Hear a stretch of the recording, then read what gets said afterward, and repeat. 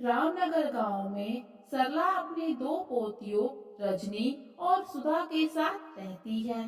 सरला के बहू बेटी एक दुर्घटना का शिकार हो जाते हैं, जिसके बाद से ही सरला अपनी दोनों पोतियों का पालन पोषण करती है। सरला के घर की आर्थिक स्थिति बहुत ही खराब है। सरला सरला अब बूढ़ी हो चुकी है। वो ज्यादा काम नहीं कर सकती, इसीलिए उसकी दोनों पोतियां सुधा और रजनी वो ही काम करती है। घर चलाने के लिए सुधा और रजनी बहुत ही मेहनत करती हैं। दोनों ही बहनें सुबह जल्दी उठकर तालाब से पानी लाकर रख देती हैं, ताकि दादी को कोई दिक्कत ना हो। उसके बाद दोनों बहनें दादी के लिए खाना बनाकर जंगल की ओर चली जाती हैं। जंगल जाकर वो कुछ लकड़ियां काटती हैं, फिर उन्हें बाजार में बेचकर थोड़ी सी कमाई कर लेती हैं। लेकिन लकड़ियां बेचने से उनके घर का गुजारा नहीं होता।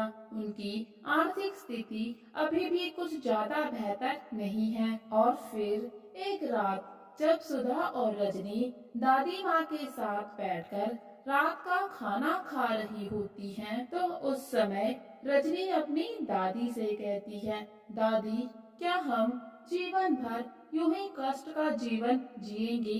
क्या हमारी जिंदगी में कभी भी अच्छे दिन नहीं आएंगे? तो इस पर दादी कहती है, नहीं बेटा, ऐसा क्यों कहती हो और तुम्हारे मन में ऐसी बात क्यों आई?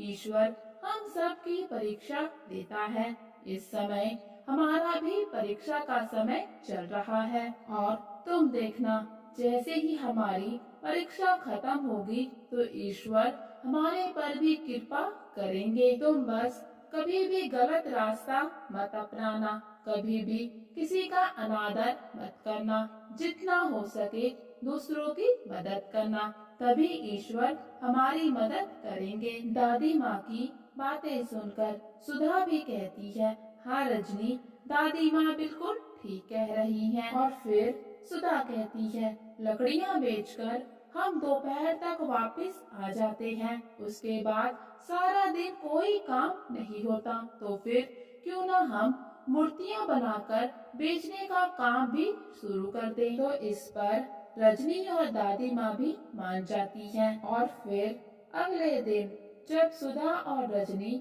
लकड़ियाँ काटकर वापस आती हैं, उसके बाद दोनों ही बहनें बहुत ही प्यार और उत्साह के साथ मूर्तियाँ बनाने का काम शुरू कर देती हैं। दोनों ही बहनें साथ में कुछ मिट्टी के बर्तन भी बनाती हैं। दोनों बहनें अब बहुत ही मेहनत करती हैं। सुबह के समय लकड़ियाँ काटती हैं और दोपहर के बाद मिट्टी की कुछ मूर्तियाँ और बर्तन बनाती हैं, और फिर उन्हें बाजार में बेचकर अच्छी कमाई करने लग जाती हैं। अभी उनके घर की आर्थिक स्थिति कुछ अच्छी होने लगी थी कि फिर एक रोज रात के समय बहुत ही तेज बारिश होती है, जिसकी वजह से मूर्तियाँ खराब हो जाती हैं और लकड़ियाँ भी गीली पड़ जाती हैं। इससे दोनों ही बहनों का बहुत ही नुकसान हो जाता है। उनकी आर्थिक स्थिति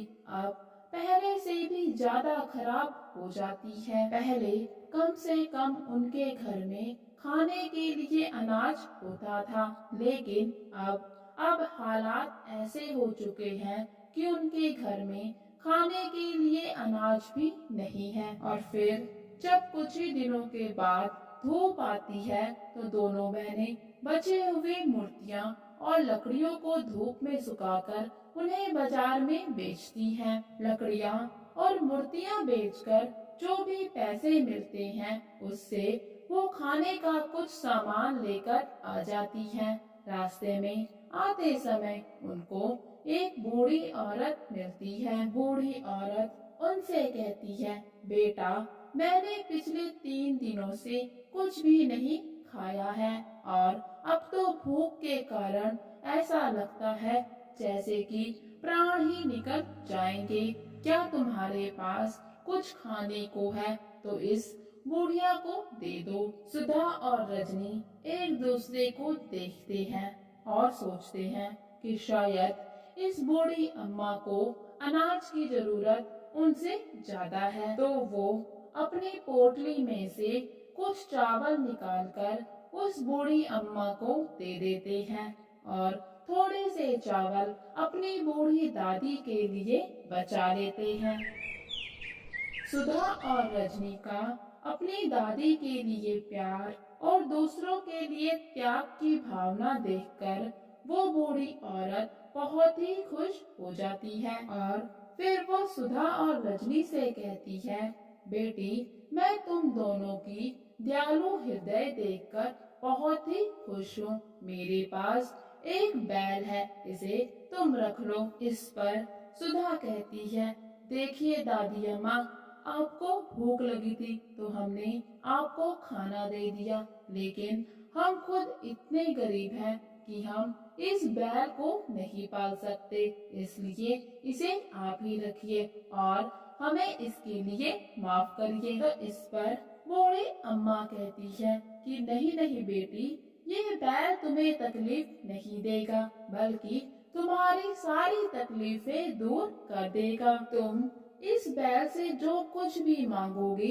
ये बैल तुम्हें देगा, क्योंकि ये कोई साधारण बैल नहीं है, ये एक जादुई बैल है जो मुझे एक बहुत ही पहुँचे हुए संत ने दिया था और कहा था कि इस बैल को सही हाथों में ही देना। इसीलिए मैंने तुम दोनों की परीक्षा ली। तुम दोनों खुद कई दिनों से भूखी थी, फिर भी तुमने अपने बारे में ना सोचते हुए अपना अनाज मुझे दे दिया और उसमें से थोड़ा सा अनाज अपनी बूढ़ी दादी के लिए भी रख लिया। इससे पता चलता है कि तुम्हें अपने रिश्तों की और दूसरों की भावनाओं की कितनी कदर है। और अब मैं बूढ़ी हो चली हूँ, इसलिए मुझे इस बैल की जिम्मेदारी अब किसी और को देनी है और मैं नहीं चाहती कि ये बैल किसी गलत हाथों में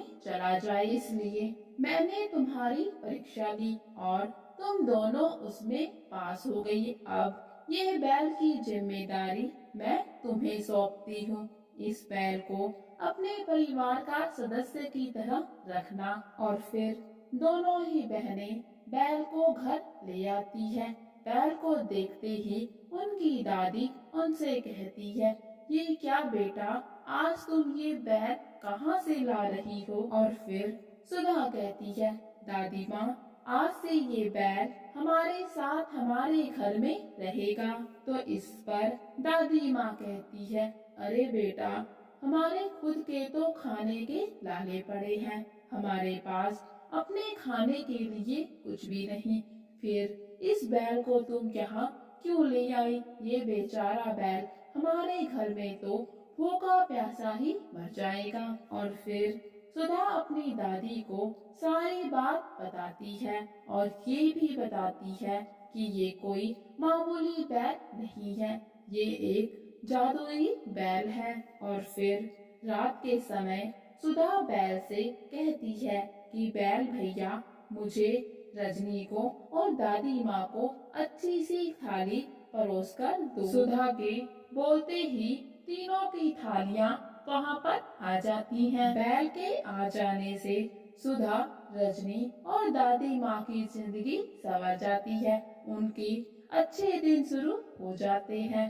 अब उनकी कोई भी जरूरत अधूरी नहीं रहती।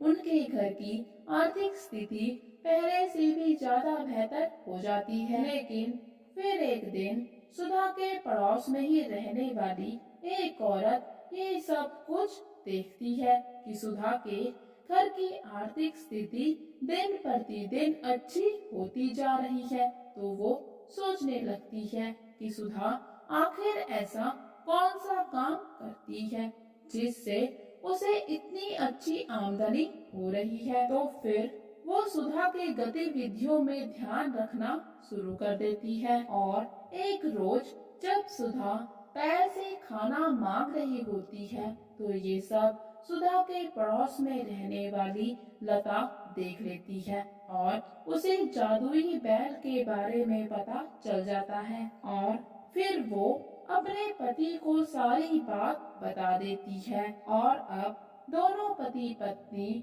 सुधा का ये जादुई बैल चुराना चाहते हैं और इसके लिए वो दोनों एक योजना बनाते हैं। दोनों पति पत्नी रात में सुधा के घर चुपके से जाते हैं और उनका बैल खोलकर वहाँ से ला रहे होते हैं कि तभी उन्हें जोर जोर से हंसने की आवाज आती है। दोनों आसपास देखते हैं तो वहाँ पर कोई भी नहीं होता। उन्हें फिर से जोर जोर से हंसने की आवाज आती है, लेकिन आसपास फिर से कोई नहीं होता। इतने में लता के गाल में एक जोरदार थप्पड़ आता है। वो इधर उधर देखती है, वहाँ पर कोई नहीं होता कि उसके दूसरे गाल में भी जोरदार थप्पड़ आता है। थप्पड़ खाकर वो समझ जाती है कि ये बैल उनके लिए नहीं है, ये सिर्फ